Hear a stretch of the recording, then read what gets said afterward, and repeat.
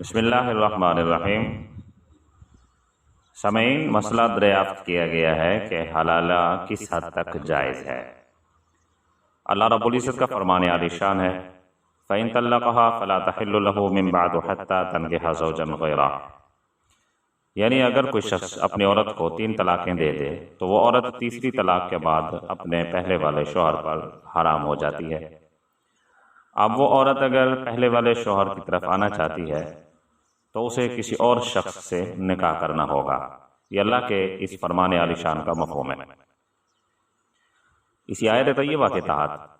حلالے کا جو ذکر کیا گیا ہے، فقہ حنفی کے مایہ ناز فتاوی پر، فتاوی رضویہ جلد نمبر 11 صفحہ نمبر 399 پر مفتیان عظام سے سوال کیا گیا،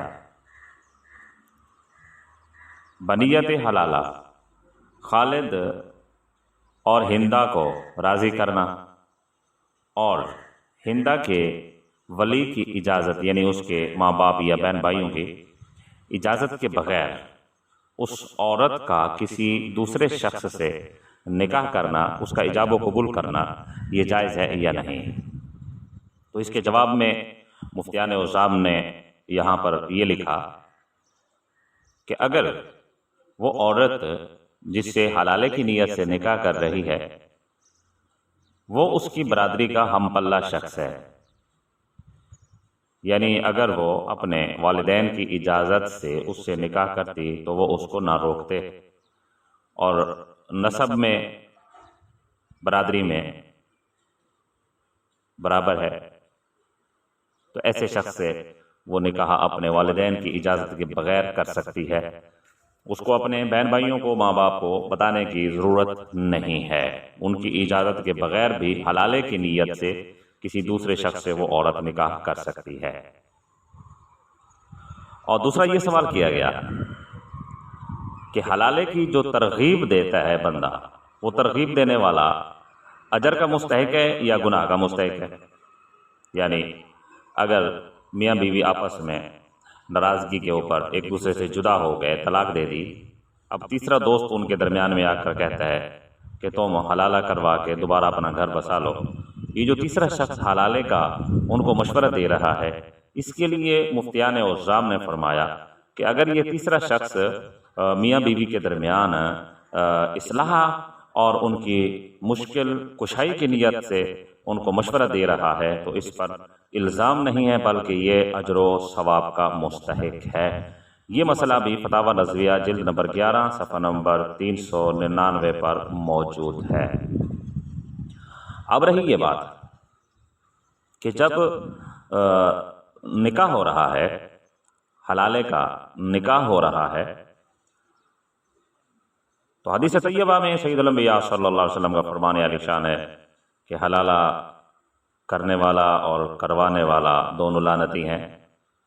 تو سامعین، اس حدیث طیبہ کا محمول اس شخص پر ہے کہ جو نکاح کے الفاظ جو ایجاب و قبول ہوتے ہیں، جب نکاح ہو رہا ہوتا ہے تو ان الفاظ کے اندر اگر یہ شرط لگائی جائے کہ میں اس شرط پر تجھ سے نکاح کرتا ہوں کہ حلالہ کر کے تجھے پھر طلاق دے دوں گا، تو یہ شرط لگانا حرام ہے۔ اور حدیث طیبہ میں بھی لعنت ایسے شخص پر کی گئی ہے کہ جو شرط لگا کر نکاح کرے کہ میں یہ حلالے کی شرط پر نکاح کر رہا ہوں۔ اگر اس نے شرط نہیں لگائی بلکہ عورت اور مرد جو نکاح کر رہے ہیں حلالے کی نیت سے، ان کے دل کے اندر صرف یہ ارادہ تھا، قصد تھا، تو یہ ان کے لیے جائز ہے۔ بوقت نکاح، یعنی جب ایجاب و قبول ہو رہا ہے، اس وقت ان الفاظ کے اندر یہ شرط نہیں ہونی چاہیے۔ دل کے اندر اگر نیت ہے، قصد ہے، صرف دل ہی دل میں کہ ہم حلالے کی نیت سے یہ نکاح کر رہے ہیں، زبان سے وہ الفاظ ادا نہیں کرتے، تو ایسی صورت میں جائز ہے۔ اور اسی طرح اسی مسئلے کو جب مفتیان عظام سے پوچھا گیا اور انہوں نے جو فقہ حنفی سے جواب دیا، اس جواب کو فتاوی رضویہ کی جلد نمبر 11 صفحہ نمبر 409 پر بیان کیا گیا ہے۔ سوال کیا ہے؟ سوال یہ پوچھا گیا، کیا فرماتے ہیں علماء دین اس مسئلہ میں کہ حلالہ مع شرط کے، یعنی اس قصد سے کہ بعد چند روز کے طلاق دے دے تاکہ زوج سابق کے واسطے بعد عدت گزرنے کے حلال ہو جائے، جائز ہے یا نہیں؟ سامعین یہ سوال کیا گیا فتاوی رضویہ میں، تو اس کا جواب یہ دیا گیا کہ سامعین شرط اور چیز ہے، قصد یعنی ارادہ اور چیز ہے۔ شرط تو یہ ہے کہ عقد نکاح میں یہ شرط لگا لے یہ ناجائز ہے، اور حدیث میں ایسے حلالہ کرنے والے کے لیے وعید آئی ہے، اور قصد یعنی ارادہ یہ ہے کہ دل میں اس کا ارادہ کرے مگر شرط نہ کی جائے تو یہ جائز ہے، بلکہ اس پر اجر کی امید ہے یعنی ثواب ہے۔ اور فتاوی رضویہ کی ہی جلد نمبر 11 صفحہ نمبر 409 پر